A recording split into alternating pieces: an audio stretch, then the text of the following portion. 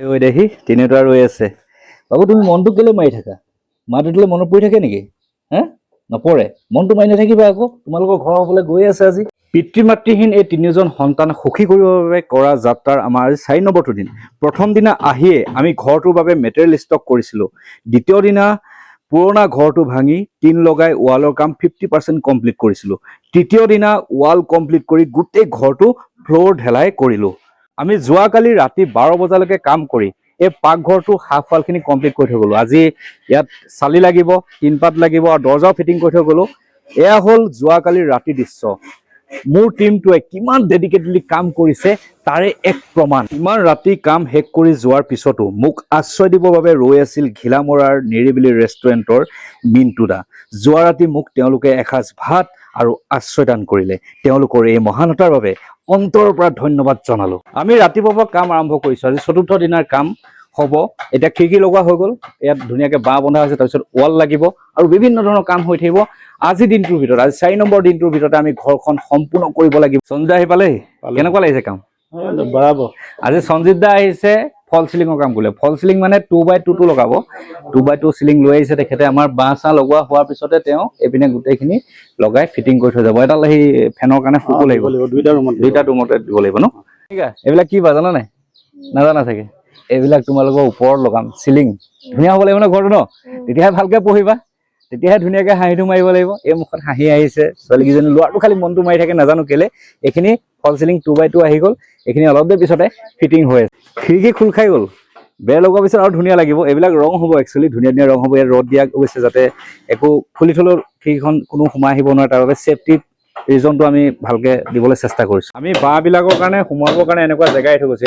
আকৌ ঢালাই দি দিয়া যাব আৰু ওপৰত তেনেকে গজাল মাৰি দিয়া যাব, একদম পুৰা ষ্ট্ৰং হ'ব লাগিব। এয়া আমাৰ সঞ্জিত দা ওপৰত উঠি গ'ল ফল চিলিঙৰ কাৰণে। বেৰ লগোৱা নাই, আগতীয়াকে ফল চিলিংটো লগাই ল'ব। বাঁহখিনি যিহেতু বান্ধি ল'লে, কামবিলাক আমি মিলাই মিলাই কৰিব লাগিব, যিহেতু আজিৰ দিনটোৰ ভিতৰত আমি কমপ্লিট কৰিবই লাগিব যেনেকে নহ'লেও।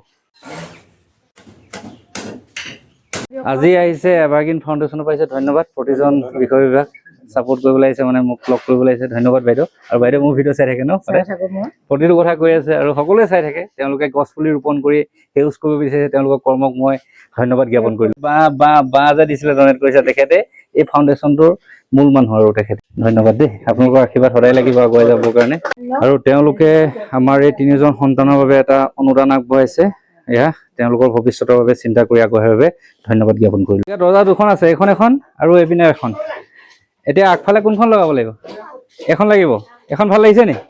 এখন আগফালে দিওঁ ন, এখন পিছফালে দিওঁ।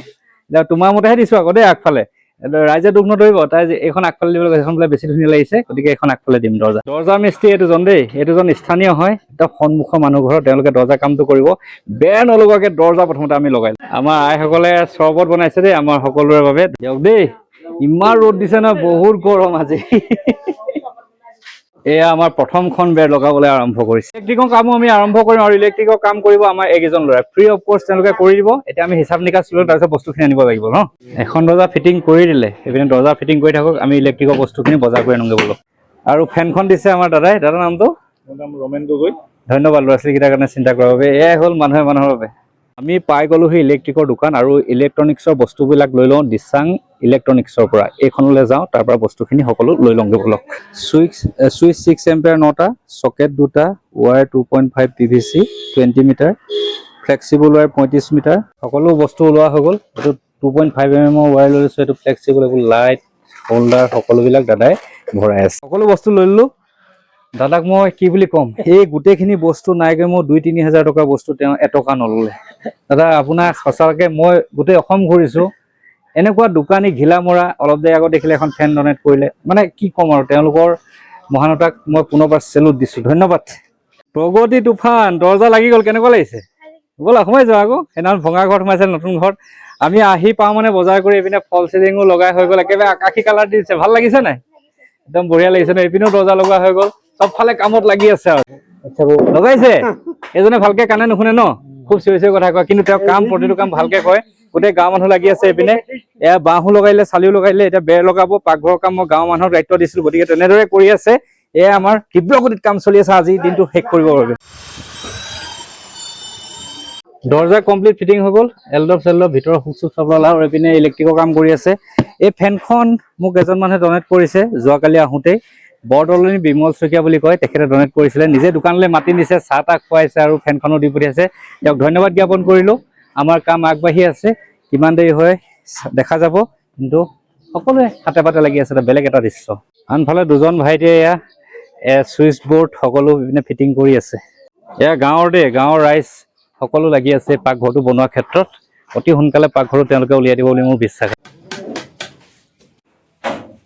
জাবৰ চফা কৰিছা বা ল'ৰা ছোৱালীকেইটাই চফা কৰি আছে পুৰা জাবৰ জোথৰ। কমপ্লিট 1-1.5 ঘণ্টাৰ ভিতৰত তিনিটা ল'ৰাই গোটেই ইলেক্ট্ৰিকৰ কাম কৰি কমপ্লিট কৰিলে। তেওঁলোক ITI পাছ, মই সুধিলোঁ, গতিকে তেওঁলোকে বহুত টেকনিকেলি কাম কৰিছে। ধন্যবাদ জ্ঞাপন কৰিলোঁ গোটেইকেইজনকে। আগুৱাই যোৱা তাকে কামনা কৰিলোঁ দেই। তেওঁলোকৰ কামটো দেখাইছোঁ। প্ৰথমতে এইটো MCB, মিটাৰৰ পৰা MCB আহিছে।